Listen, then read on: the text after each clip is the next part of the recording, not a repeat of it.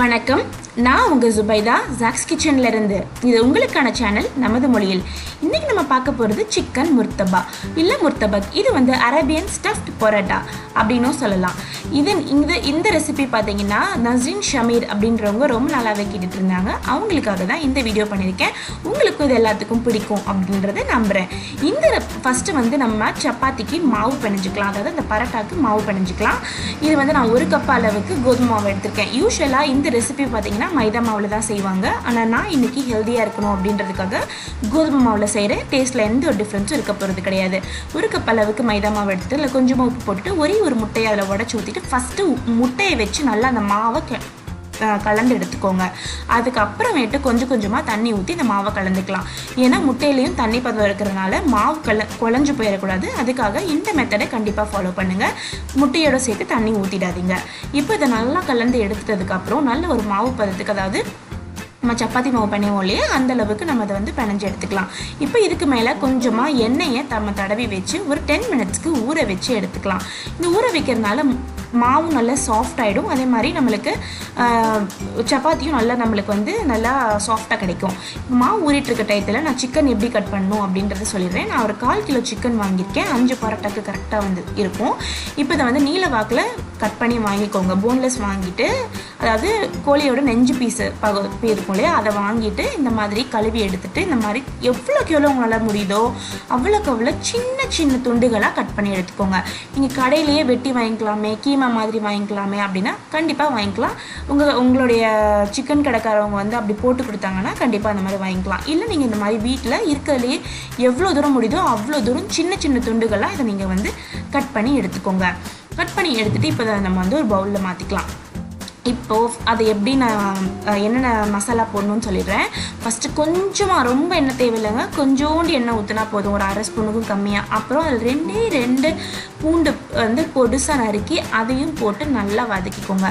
அப்புறம் ஒரு 1/2 வெங்காயத்தை அதையும் சேர்த்து நல்லா வதக்கிக்கோங்க. வெங்காயத்தையும் நல்லா வதக்கிக்கலாம். வதக்கினதுக்கப்புறம் இதில் நம்ம எடுத்து வச்சுருக்க சிக்கன் பீசஸ் துண்டு நறுக்கி வச்சுருக்கோம் இல்லையா, அதையும் நம்ம அதில் சேர்த்துடலாம். இதில் ரொம்பலாம் மசாலா தேவைப்படாது. ரொம்ப மைல்டான மசாலாஸ் தான் நம்ம அதில் ஆட் பண்ண போகிறோம். இப்போ இந்த சிக்கனையும் சேர்த்துட்டு நல்லா அதை வதக்கி எடுத்துக்கோங்க. ஃபுல் ஃப்ளேமில் வச்சு சிக்கனை சேருங்க. இல்லாட்டினா சிக்கன் தண்ணி விட்டுரும், அப்புறம் ஹார்ட் ஆகிடும். அதனால் சிக்கன் சேர்க்கும் போது ஃப்ளேமை ஃபுல்லில் வச்சுட்டு சிக்கனை சேர்த்திங்கன்னா பாருங்கள், சிக்கன் ரொம்ப தண்ணி விடல, கரெக்டாக கொஞ்சோண்டு தான் விட்டுருக்கு. இப்போ இதில் கொஞ்சோண்டு மிளகாய் தூள் சேர்த்துக்கலாம், அப்புறம் மஞ்சள் தூள் சேர்த்துக்கலாம். அதையும் சேர்த்துட்டு நல்லா கலந்துட்டு அப்புறம் லாஸ்ட்டில் சுவைக்கு ஏற்ப நம்ம இதில் உப்பு சேர்த்துக்கலாம். இப்போது நல்லா இதை வதக்கி எடுத்துக்கலாம். இப்போ இந்த மாதிரிலாம் வதக்கி எடுத்ததுக்கு அப்புறம் பார்த்திங்கன்னா இப்போ சிக்கன் பாருங்கள் லைட்டாக தண்ணி விட ஆரம்பிச்சிருச்சு. கொஞ்சமாக தான் தண்ணி விட்டுருக்கு. ஏன்னு பார்த்தீங்கன்னா நம்ம ஃபுல் ஃப்ளேமில் வச்சு நம்ம இதை எடுத்துருக்கனால. இதை நீங்கள் ஸ்லோ ஃப்ளேமில் வச்சு ஆட் பண்ணிங்க அப்படின்னா நான் ஷியராக சொல்கிறேன், இதை விட நிறையவே தண்ணி விடும். ஸோ அதனால் அந்த மிஸ்டேக் பண்ணாதீங்க. இப்போது இதை ஸ்லோவில் வச்சு நல்லா குக் பண்ணி எடுத்துக்கலாம். இப்போ நல்லா ட்ரை ஆகிற வரைக்கும் நம்ம இதை குக் பண்ணிக்கணும். இப்போ நான் அதில் சுவைக்கு ஏற்ப உப்பு சேர்த்துக்கிறேன். இப்போ பாருங்கள், சிக்கன் நல்லா குக் ஆகிடுச்சு. கிட்டத்தட்ட ஒரு 10 மினிட்ஸ் எடுத்துச்சு, அவ்வளோதான், ரொம்ப நேரம் எடுக்கலை. ஏன்னா நம்ம ரொம்ப சின்ன சின்ன பீசஸாக கட் பண்ணி போட்டிருக்கனால சீக்கிரமாகவே வெந்துருச்சு. பாருங்கள், இந்த தண்ணி எல்லாமே போகிற அளவுக்கு நல்லா இதை ஃபுல் ஃப்ளேமில் வச்சு இப்போது இதை நல்லா வதக்கி எடுத்துக்கோங்க. இப்போது இந்த அளவுக்கு இது நல்லா வதங்கினதுக்கப்புறம் இப்போ நம்ம ஸ்டஃபிங் ரெடி பண்ணிடலாம். இப்போ ஒரு பவுலில் ஸ்ப்ரிங் ஆனியன்ஸ் கட் பண்ணி எடுத்திருக்கேன். அது ஒரு 3 ஸ்பூன் போட்டுக்கோங்க. ஸ்ப்ரிங் ஆனியன்ஸ் கிடைக்கலன்னா நார்மல் ஆனியன்ஸை நீங்கள் யூஸ் பண்ணிக்கலாம், அதாவது வெங்காயத்தாள். இது இப்போ புதினா சின்ன சின்ன பீஸாக கட் பண்ணி அதையும் நான் இங்கே வச்சுருக்கேன், அதையும் சேர்த்துக்கிறேன். அப்புறம் பார்த்திங்கன்னா இதில் கொஞ்சம் சுவைக்கு ஏற்ப உப்பு நீங்கள் பார்த்து சேர்த்துக்கோங்க. ஏன்னா நம்ம மாவு பிணைஞ்சதில் உப்பு சேர்த்துருக்கோம், அதே மாதிரி சிக்கன்லேயும் உப்பு சேர்த்துருக்கோம், அதே மாதிரி இதுலேயும் உப்பு சேர்க்குறோம். அதனால் அளவு கரெக்டாக பார்த்து நீங்கள் 3லேயுமே கரெக்டான அளவாக சேர்த்துக்கணும். அப்புறம் இதில் கொஞ்சமாக பெப்பர் தூள் சேர்த்துட்டு நம்ம ரெடி பண்ணி வச்சுருக்க சிக்கன் பீசஸையும் இதில் சேர்த்துடலாம். சேர்த்துட்டு இப்போ இதில் முட்டை நம்ம சேர்க்கணும். ஃபஸ்ட்டு இதை கலந்து எடுத்துக்கலாம். அடுத்து பார்த்திங்கன்னா இதில் நம்ம முட்டை சேர்க்க போகிறோம். அந்த பைண்டிங்காக முட்டை சேர்க்குறோம். ஃபஸ்ட்டு நான் 1 முட்டை சேர்த்து கலந்து பார்த்தேன். ஆனால் பார்த்திங்கன்னா ரொம்பவே ட்ரையாக இருந்தது. அதுக்காக நான் இன்னும் 2 முட்டை எக்ஸ்ட்ராவாக சேர்த்துக்கிட்டேன். மொத்தம் 3 முட்டை சேர்த்துருக்கேன் இதில் நான். இப்போ இந்த 3 முட்டையும் சேர்த்துட்டு நல்லா அதை நம்ம கலந்துக்கலாம். அதாவது பார்த்திங்கன்னா உங்களுக்கு நல்லா அது நம்ம அடமாவு பதத்துக்கு நம்ம ஊற்றுனா எப்படி கரெக்டாக திக்காக இருக்கும் இல்லையா, அந்த மாதிரி கன்சிஸ்டன்சியில் இருக்கணும்.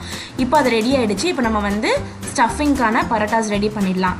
இப்போ வந்து நீங்கள் நார்மலாகவே எப்படியும் சப்பாத்திக்கு திரட்டுவீங்க இல்லையா, அதே மாதிரி அதை திரட்டி எடுத்துகிட்டே வாங்க. ஆனால் ஓரத்துலேயே தட்டி எடுத்துகிட்டு வாங்க, நடுவுலேருந்து தட்டி எடுத்துகிட்டு வராதிங்க.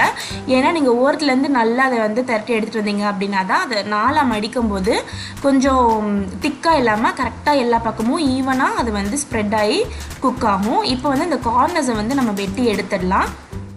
4 பக்கமும் ஸ்கொயராக வெட்டி எடுத்துடலாம். ரொம்ப ஷேப் வேணும் அப்படின்னா நீங்கள் இதை இந்த ப்ரொசீஜர் பண்ணலாம். அப்படி இல்லைனா நீங்கள் நார்மலாக ரவுண்ட் போடுறாலே வந்து இந்த மாதிரி நீங்கள் வந்து 4ஆக மடித்து விட்டுக்கலாம். அதை பற்றி எந்த ஒரு பிரச்சனையும் கிடையாது. நம்ம வீட்டில் தான் சாப்பிட போகிறோம். So absolutely no problem. இப்போ அதை வந்து சிக்கனை நல்லா எல்லா பக்கமும் இருக்க மாதிரி ஸ்டஃப் பண்ணிட்டு இந்த 2 கார்னரையும் அதே மாதிரி அடுத்த 2 கார்னரையும் வந்து சேர்த்து இந்த மாதிரி ஒரு ஸ்கொயரான பரோட்டாவாக நீங்கள் வந்து மடித்து எடுத்து சுட சுட தவாவில் போட்டு கொஞ்சமாக எண்ணெய் அதில் ஊற்றி நீங்கள் அதை வந்து குக் பண்ணி எடுத்துக்கோங்க. இப்போ உள்ளுக்குள்ள நம்ம ஸ்டஃபிங் ரெடி பண்ணியிருந்தது எல்லாமே குக்டாக இருந்தாலுமே முட்டை வந்து குக் ஆகிறதுக்கு டைம் எடுக்கும். அதனால ஸ்லோ ஃப்ளேமில் வச்சு ஃபஸ்ட்டு 5 மினிட்ஸ் வந்து கொடுங்க. அதே மாதிரி திருப்பி போட்டு திரும்ப ஒரு 5 மினிட்ஸ் லைட்டாக மேலே அப்படியே லைட்டாக அமுக்கி விட்டீங்க அப்படின்னா உள்ளே இருக்க முட்டை எல்லாமே நல்லா வெந்து உங்களுக்கு வந்துடும். அதே மாதிரி கருகிரவும் கூடாது. இந்த மாதிரி பொன்னிறமாக நல்லா உங்களுக்கு குக்காகி வரணும். இப்போ அதை நல்லா மேலே அமுக்கி விட்டுட்டு அதையும் குக் பண்ணதுக்கப்புறம் அடுத்த பக்கத்தையும் திருப்பி விட்டுக்கலாம். ஸோ குக்கிங் டைம் மட்டும் நீங்கள் கொஞ்சம் வந்து டைம் கொடுக்கணும். உடனே இது ரெடி ஆகாது. 5 மினிட்ஸ்லலாம் ரெடி ஆகாது. இந்த வேகிறதுக்கு மட்டுமே பார்த்தீங்கன்னா ஒரு 20 மினிட்ஸ் ஆகும் ஒரு பரோட்டாக்கு. ஸோ நீங்கள் வந்து சின்னதாக போட்டு பெரிய தவாவில் 2-3 கூட ஒரே டைத்தில் நீங்கள் குக் பண்ணி எடுத்துக்கலாம். ஸோ இப்போ நம்மளுடைய சிக்கன் முர்த்தபா ரெடி ஆகிடுச்சு. இப்போ அதை நான் பிளேட்டில் எடுத்துடுறேன். இது நீங்கள் வந்து சாஸோட இல்லை என்னுடைய மயோனஸ் 1 மினிட் மயோனஸ் ரெசிபி இருக்குது அதோட இதை என்ஜாய் பண்ணுங்கள். அல்டிமேட்டாக இருக்கும், செம்மையாக இருக்கும். இதை கண்டிப்பாக ட்ரை பண்ணி பார்த்துட்டு எனக்கு கமெண்ட் பண்ணுங்கள் எப்படி வந்திருக்குன்றதை. இந்த வீடியோ பிடிச்சிருந்ததுன்னா மறக்காமல் லைக் பண்ணிவிடுங்க. உங்களை அடுத்த வீடியோவில் சந்திக்கிறேன். அது வரைக்கும் நன்றி, வணக்கம்.